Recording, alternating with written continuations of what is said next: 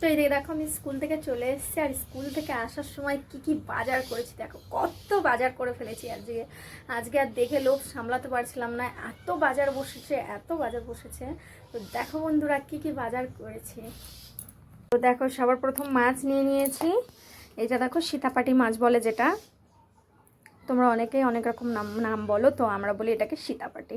তো এই মাছটা কে কে খেতে ভালোবাসো বলো। এটা অনেকটা বড় ছিল, দুটো মাছ নিয়েছি, সীতাপাটি মাছ। তো আর আসার সময় দেখতে পেলাম একদম জ্যান্ত জ্যান্ত রুই মাছ, একদমই জ্যান্ত।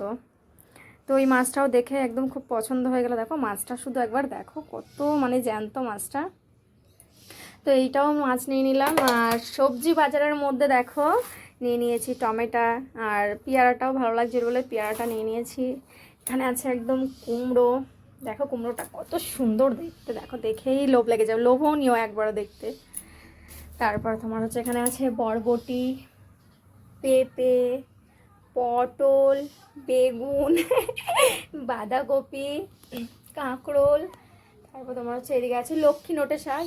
আর একটা জিনিস এই যে, যেটা আমার খুব পছন্দের, খুবই পছন্দের এটা।